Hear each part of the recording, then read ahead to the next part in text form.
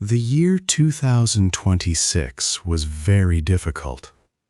The world faced many big problems, and it felt like global collapse was near. Because of this, leaders from 7 powerful countries met in France. The town was Evian-les-Bains, a very beautiful place on Lake Geneva. From June 15th to 17th, Canada, France, Germany, Italy, Japan, the United Kingdom, and the United States gathered. The European Union also joined them. These world leaders came together because a new, dangerous war had started in the Middle East. Also, the long war in Ukraine was still going on, and the world's money systems were very unstable. Security for the summit was extremely tight. Many armed guards and police were everywhere. This was necessary because global tensions were high. Only months before, in late January, President Donald Trump sent many warships close to Iran. This act made the situation in the Middle East much more dangerous. People around the world worried about a full military escalation of the conflict. The world watched this region with great fear and uncertainty. The leaders took their seats at a large, grand table by the lakeside. The mood was serious, filled with heavy worry. They needed to find ways to bring peace and to fix the global economy. But a new problem quickly arose. President Trump made a sudden and unexpected reversal on an important agreement about the Chagos Islands. This decision caused a tense debate. Countries discussed who should control the islands and what was the right military strategy. This disagreement showed that old friendships between countries were fracturing. Trust was becoming very thin.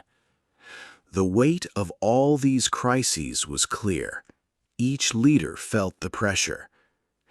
As they prepared for the first official speech of the summit, something urgent happened. A security guard rushed into the meeting room. He carried a highly restricted intelligence folder. With a serious face, he quickly gave it to the French president. The president opened the folder. His expression changed to one of shock and concern.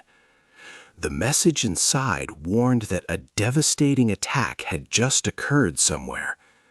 This terrible news threatened to tear the entire summit apart, even before the first formal speech had been given. The silence in the room became ominous. 2. The shadow of war. The new war in the Middle East brought great suffering. It began in February 2026. Israel and the United States started many attacks against Iran. They said these attacks were to change Iran's government and stop its nuclear plans. The strikes killed Iran's supreme leader, Ali Khamenei, and another important person, Ali Larijani. Iran quickly fought back, attacking Israel, U.S. military bases, and military places in other Arab countries. British bases were also hit. This war caused much pain and damage. Many people died or were hurt. One report said over 650 people were killed in Iran, and more than 2,000 were wounded. The conflict damaged Iran, Lebanon, Israel, and other Gulf states badly. Millions of people had to leave their homes. In Lebanon, over 1 million people were asked to leave southern areas by Israel. By early April, the intense fighting became calmer but did not fully stop. A temporary ceasefire was put in place on April 8. Pakistan helped to arrange these talks between the warring sides. People whispered about secret talks and what compromises were made to get them to the table. Nobody knew the full cost of this quiet diplomacy. The war also spread to other places. In Lebanon, fighting between Israel and Hezbollah, a group backed by Iran, got worse. This made things very difficult for normal people. Also, major shipping routes for oil were closed or became unsafe. The Strait of Hormuz, a key path for the world's oil ships, was especially affected. Many mines made it dangerous for vessels to pass. This damaged the global economy. The G7 leaders at the summit had just heard about a possible peace deal, but then new troubling news came. A huge, unexplained explosion happened at a very important oil facility in the region. It was not clear why it happened or who was behind it. This news made the leaders stop their talks. They wondered if the fragile ceasefire had already been broken. Was the tentative peace already over? The escalation of violence was a real threat again. A surprise peace deal. President Donald Trump made a big announcement just before the G7 summit in Evian. He said that the United States and Iran had agreed on a framework for peace. This deal would end the recent war between them. The news surprised many people around the world. Global markets reacted quickly and strongly.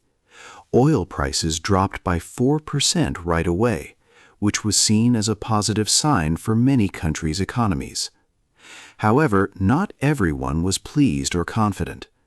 Traditional allies of the United States were not part of the secret talks that led to this agreement.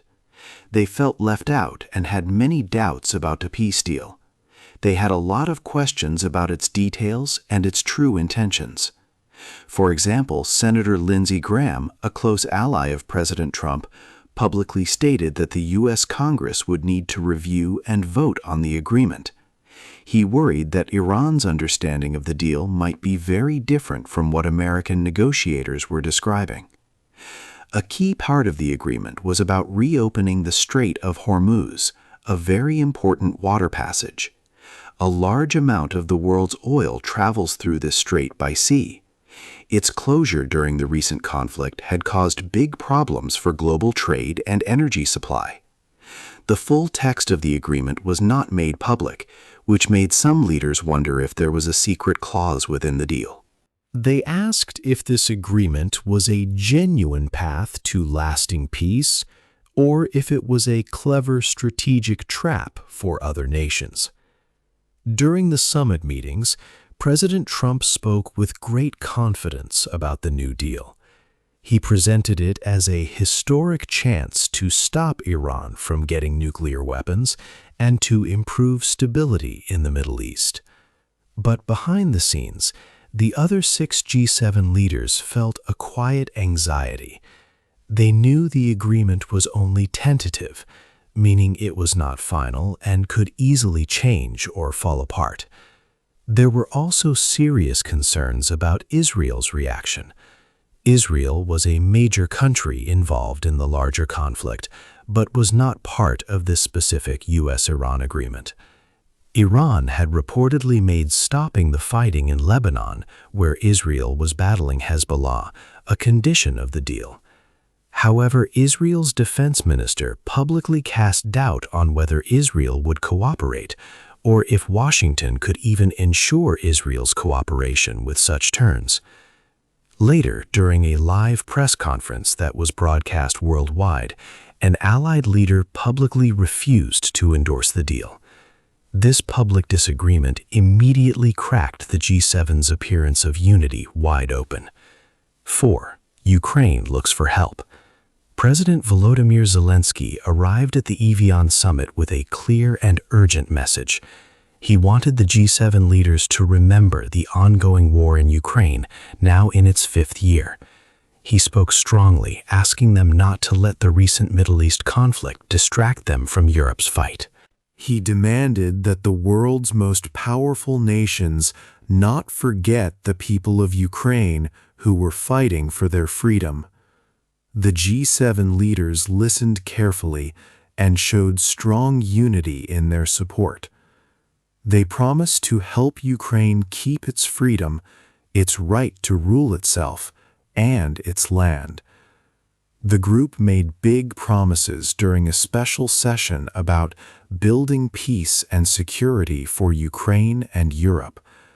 They said they would increase military help for Ukraine. This would include more air defense systems, more missiles, and weapons that can reach targets far away. They also agreed to help Ukraine fix its energy problems, which were made worse by the war. Most importantly, the leaders pledged to put more pressure on Russia's war efforts. He demanded that the world's most powerful nations not forget the people of Ukraine who were fighting for their freedom. The G7 leaders listened carefully and showed strong unity in their support. They promised to help Ukraine keep its freedom, its right to rule itself, and its land. The group made big promises during a special session about building peace and security for Ukraine and Europe. They said they would increase military help for Ukraine. This would include more air defense systems, more missiles, and weapons that can reach targets far away. They also agreed to help Ukraine fix its energy problems, which were made worse by the war. Most importantly, the leaders pledged to put more pressure on Russia's war efforts. This meant tightening sanctions, especially on Russia's sales of oil and gas. The G7 leaders also promised to help Ukraine build its own weapons factories, scaling up its defense industry. This commitment was seen as a strategic move to make Ukraine stronger. However, a big question remained for many. Would these new sanctions truly be enforced? Past promises at such meetings sometimes did not lead to quick, real changes on the battlefield or a fast weakening of Russia's economy. While leaders spoke with strong political words inside the beautiful summit rooms, soldiers in Ukraine faced a harsh, bloody reality every single day. The United States, under President Donald Trump, had recently made a framework peace deal with Iran. This agreement, G7 leaders noted, would make it easier to add even more economic measures against Russia, as it freed up some diplomatic focus. Yet the divided G7 member states sometimes found it hard to agree on how to carry out such detailed plans effectively. Some individual G7 members did take action. The British government, for example, announced its own new sanctions on nearly 500 Russian individuals, companies, and ships. This showed that some members were very serious about the pledges. Still, it was not clear if all G7 countries would follow through with the same intensity and speed. The situation on the ground in Ukraine remained very difficult and dangerous for its people. As the summit talks ended, a sudden and chilling broadcast came from Moscow. Russian state television announced that new, powerful measures would be taken against critical infrastructure in G7 countries. It hinted that G7 systems, like electricity networks or internet lines, could face a devastating counterattack. The message was clear. Russia would not simply watch while the G7 acted against it. This warning left the G7 leaders with a new, serious threat to consider. 5. Money and power. The G7 leaders at Avion were also dealing with big problems about money and global business. Behind closed doors, there were hidden trade wars happening. Many countries were worried because China was making too many goods. These cheap goods made it hard for other countries' factories to compete. This situation led to big imbalances in world trade. The leaders knew they had to find ways to make trade fair, protect jobs, and avoid new trade conflicts. But finding solutions was difficult, and some of the hardest decisions were put off for a later meeting with more countries, the G20. President Donald Trump held a private and serious meeting with India's Prime Minister Narendra Modi. Their talk was very important. Just days before, 3 Indian sailors had died in a U.S. military strike near Oman. This strike happened during a U.S. block of Iranian ports. Prime Minister Modi spoke directly to President Trump about the safety of Indian sailors. He wanted this issue to be a top concern as the U.S.-Iran peace agreement moved forward. Despite this serious event, President Trump told reporters that the United States was very close to a new trade deal with India. This meeting showed how complicated the world's money and power relationships had become. The leaders understood that their countries' economies were more fragile than they wanted to admit to the public. There was a growing feeling of tension. Everyone felt that if they could not find common ground quickly, the global economy could face a very difficult future. As this tension grew, something unexpected happened. A highly secret economic report was leaked to news reporters. This report predicted that a huge market crash was coming very soon. It warned that this crash would happen if the G7 leaders could not agree on important economic solutions right away. 6. Rules for the future.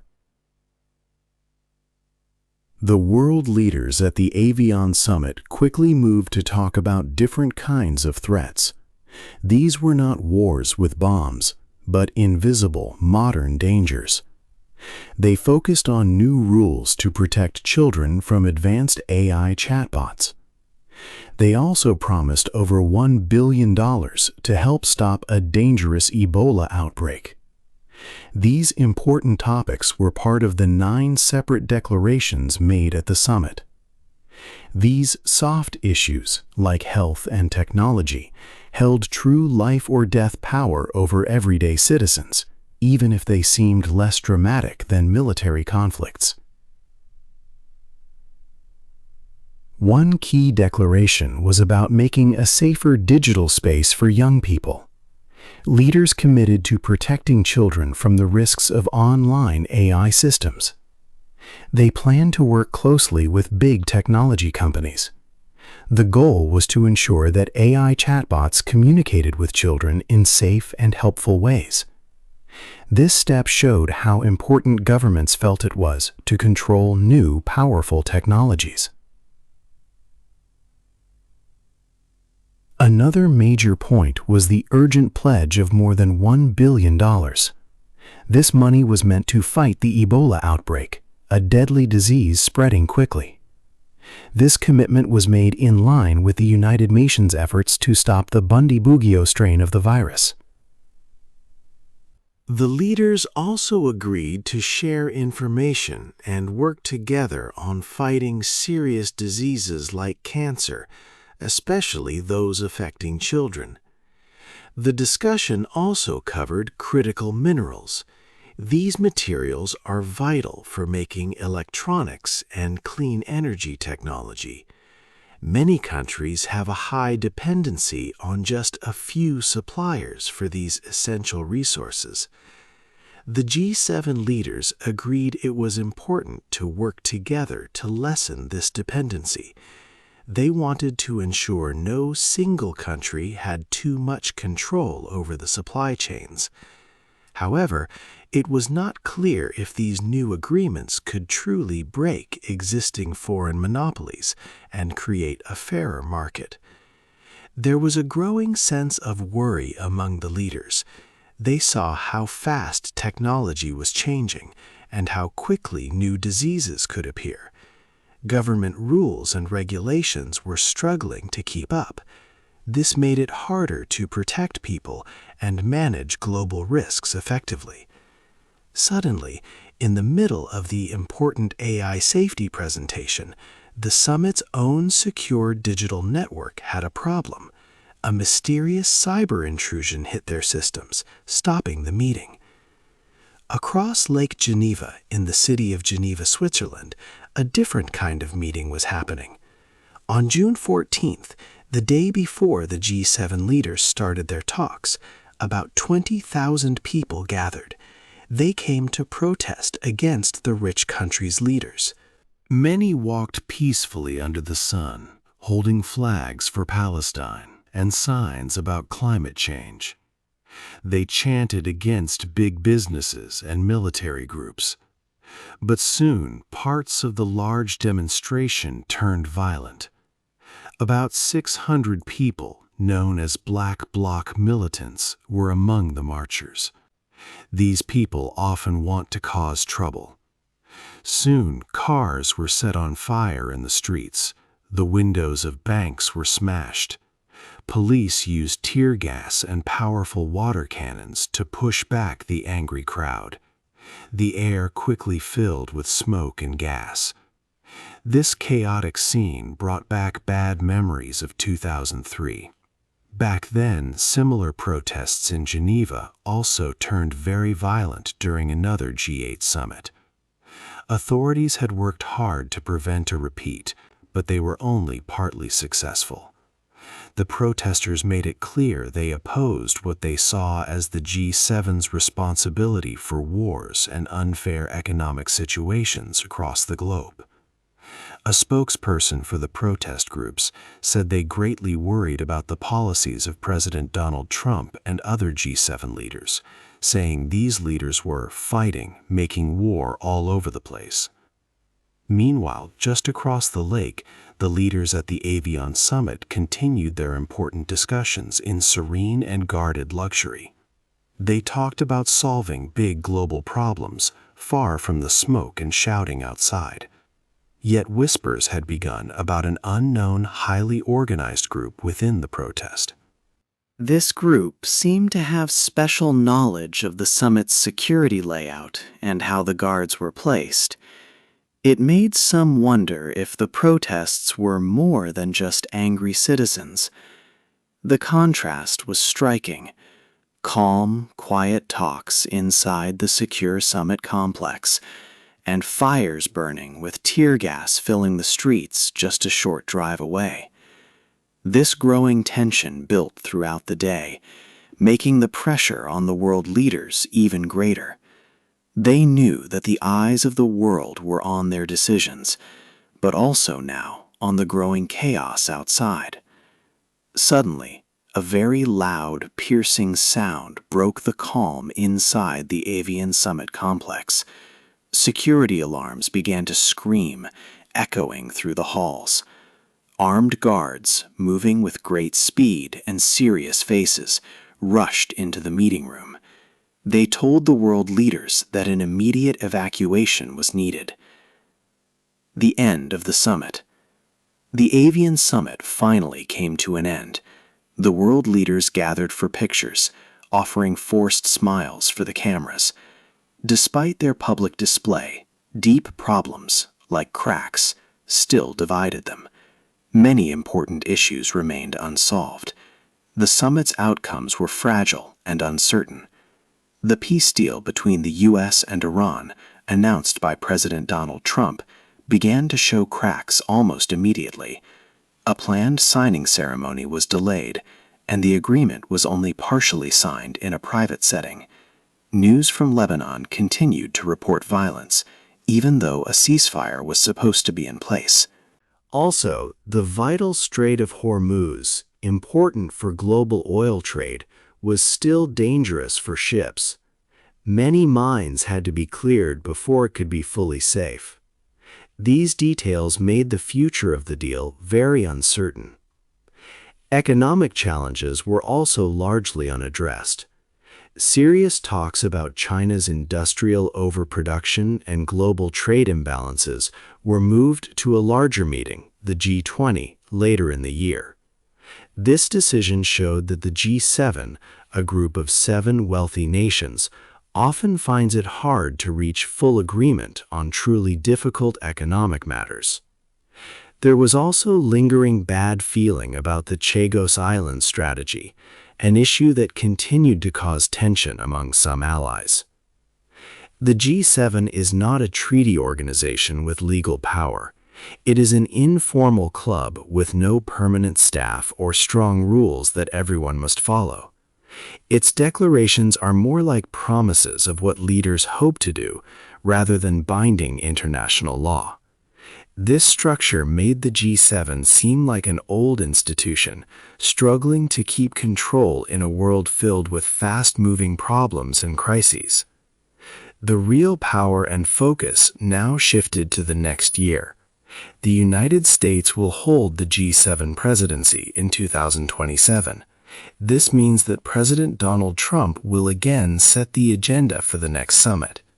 His unique and sometimes surprising diplomatic style will greatly shape how the world tries to solve its most urgent problems.